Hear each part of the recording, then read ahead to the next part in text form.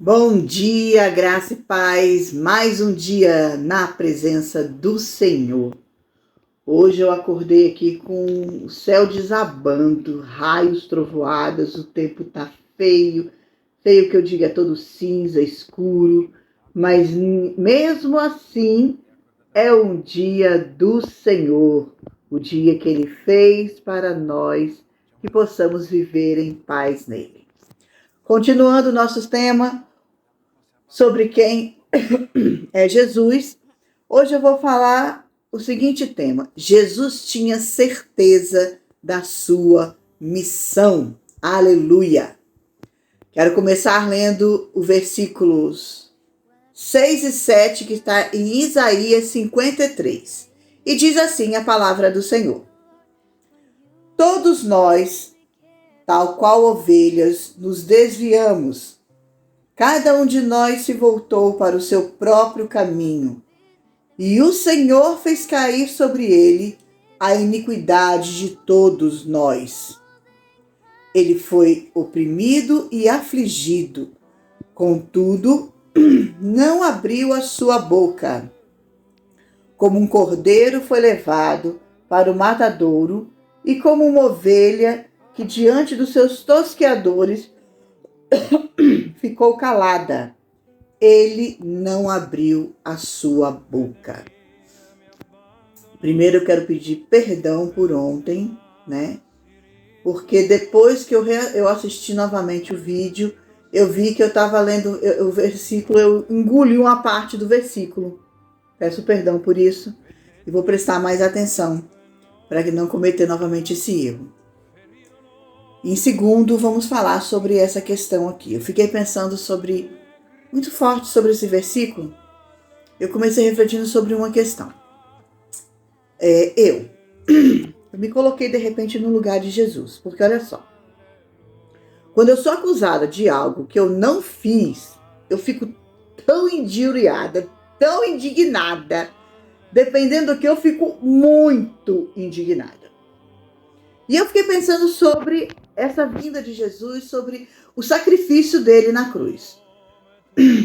Ele é santo, uma divindade, tem toda a honra e glória no céu, os anjos o adoram, e ele vem para a terra para fazer um favor de nos salvar, porque não tinha obrigação não. Ele fez um favor por amor ao seu povo, para nos salvar, e esse mesmo povo que ele veio para salvar, o condena na cruz, que na época era a morte mais indigna que tinha. Bom, eu dizimaria todo mundo, tinha desistido do plano. Mas glórias a Deus que Jesus não é como eu. Porque eu passo a perceber o amor maior dele. A gente lê várias vezes a Bíblia, a gente lê a palavra do Senhor, mas é muito interessante como a palavra de Deus é tão viva, que dependendo do dia que você lê, o Espírito Santo te mostra outras coisas. Eu já li esse versículo muitas vezes, mas nunca tinha me percebido por esse lado, que a questão dele ir mudo, e em contrapartida de como eu me sentiria se eu tivesse que ir muda por algo que eu não estou fazendo. E detalhe, não foi só ser acusada, ele foi condenado pelo que ele não fez. Então isso me leva a refletir e a entender mais ainda esse amor maravilhoso de Deus por nós. Porque esse amor maravilhoso é por mim, é por você, é por nós. Aí agora eu vou ler outro texto, que Deus falou muito ao meu coração.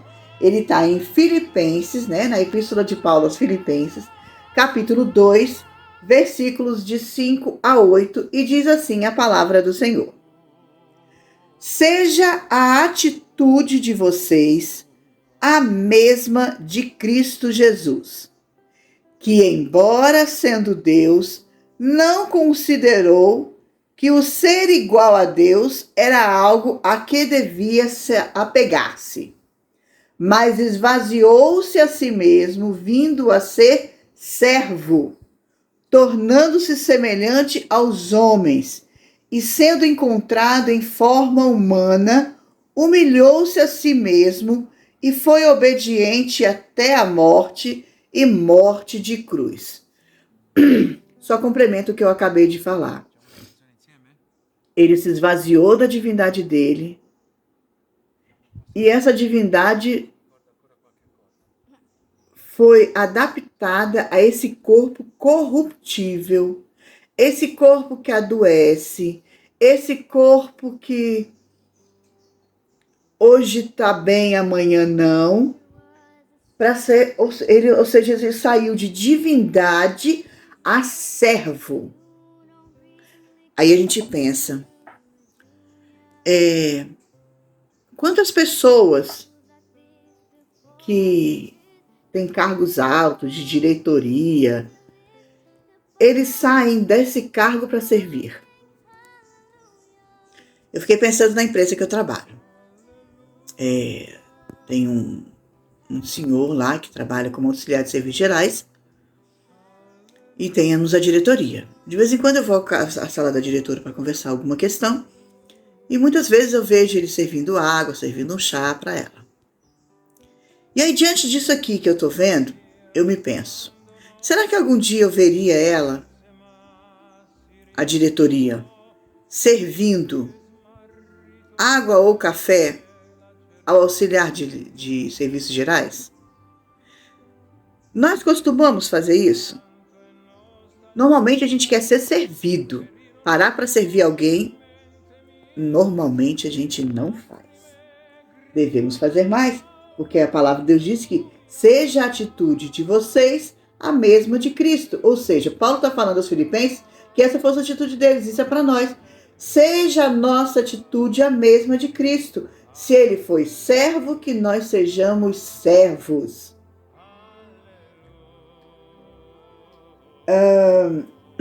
E aí, exatamente, eu fico esse pensamento, se nós como igreja estamos agindo como Cristo.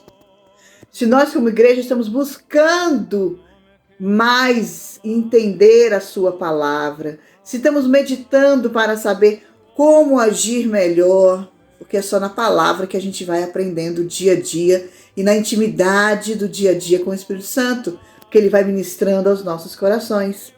Eu gosto muito de servir. É interessante na minha família tem esse dom de gostar de servir.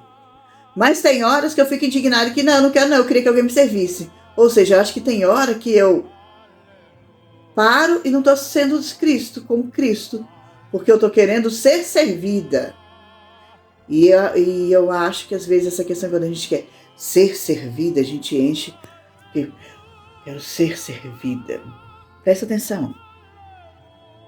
Outra coisa, ele foi mudo. Gente, como eu fiquei pensando sobre essa questão de ser muda, né? Ele não estava preocupado com o que as pessoas pensavam ou não dele. Ele estava preocupado se ele estava cumprindo ou não a missão dele. Ele sabia que, por isso ele foi calado. Ele foi calado porque ele sabia que não adiantava se debater. Eu fico pensando assim, se ele chegasse para Deus e falasse, Deus, eu não quero, porque ele parou para orar e falou, Pai, é muito difícil, se possível, passa esse cálice de mim, ou seja, se possível, passa essa missão de mim, eu não quero. Mas se possível, não, eu não quero. Mas seja feita a tua vontade, ou seja, ele tinha certeza da salvação dele. Ele sabia que milhões de pessoas dependeriam dele para ter a salvação nele. Que milhões de pessoas entregariam as suas vidas para ele. Que milhões de pessoas seriam condenadas se ele não tivesse aquela atitude. E a nossa vida? tem sido vivida de forma tal que ela soa como aroma suave e agradável ao Senhor? Temos sido gratos por esse imenso sacrifício de Jesus, que me emociona muito saber que ele foi capaz de dar a vida por ele. Aliás, esse foi o motivo da minha conversão. Na época eu não me achava ser amada pelas pessoas. Eu me via sendo usada o tempo todo e eu queria alguém que amasse. E num teatro eu descobri que existia alguém que me amava incondicionalmente. E esse alguém é Jesus. O amor dele é incondicional. A salvação dele é gratuita, mas a santificação é o preço pequeno que nós pagamos para viver uma vida reta e justa diante de Deus. Porque o que adianta a gente dizer que tem Jesus e continuar vivendo em pecado? Se você diz que tem Jesus e continua vivendo no pecado, reveja a sua conversão, porque você não está convertido corretamente. Porque quem realmente aceita Jesus quer mudança de vida, quer mudança de direção. Algumas vezes eu escutava a pessoa falando, mudou de direção, deu 360 graus. Não, meu filho, 360 graus, você começa no ponto, volta para o mesmo ponto. Eu costumo dizer que deu 180 graus, você saiu de um ponto para o oposto. Ele tinha certeza da salvação dele. E aí eu quero deixar uma coisa também muito, muito forte. Eu quero que a gente, vamos pensar na lista de pecados. Eu fiz uma lista de pecados, eu sei que não estão todos, mas eu fiz uma lista de pecados para ver o tamanho da gratidão do gesto de Jesus na cruz. Ele morreu por ladrões, corruptos, pedófilos, assassinos, matadores de aluguel, mentirosos, hipócritas, invejosos, traidores, adúlteros, fornicadores e tantos outros. Pecados muitas vezes hediondos. Mas se aquela pessoa que comete aquele pecado entender o que foi o sacrifício de Jesus na cruz por ela, entender a ressurreição, se arrepender não é ter remorso, porque remorso você fica naquele momento arrependido, mas você volta a fazer tudo o que você fazia antes. Arrependimento é mudança de direção. Você está salvo em Cristo Jesus. Muitos vão se indignar quando ouvir isso, mas esse é o propósito de Jesus. Buscar os pecadores. Você pode até me dizer que você nunca fez nenhum desses. Então, para que eu preciso de Jesus? Ok. Você já falou mal de alguém? Já desrespeitou seus pais ou alguma autoridade? Todos os pecados foram levados na cruz. Todos. Até aqueles que eu não listei aqui e que às vezes é tão mínimo, tão pequenininho que a gente nem percebe, mas é pecado e nos separa de Deus. E agora eu termino essa reflexão perguntando o seguinte: temos cumprido o propósito do Senhor para as nossas vidas? Temos buscado nele fazer o que o agrada? Se não, está na hora de dar os 180 graus em nossa vida e mudar para o que Ele quer. Que Deus nos abençoe. Vamos orar? Deus maravilhoso, aleluia! Muito obrigado, Pai, porque o Senhor sabia da sua missão e, por essa certeza, foi obediente e cumpriu em sua totalidade. Obrigado, Deus, por isso. Obrigado porque hoje eu posso ser salvo em Ti. E por causa disso também, pela sua ressurreição, o Senhor nos deixou o Consolador, que é o Espírito Santo. Obrigado, Espírito Santo, porque o Senhor nos mostra diariamente o meu pecado e onde eu devo me santificar e buscar a santificação. E o Senhor me ajuda por isso. O Senhor nos ajuda.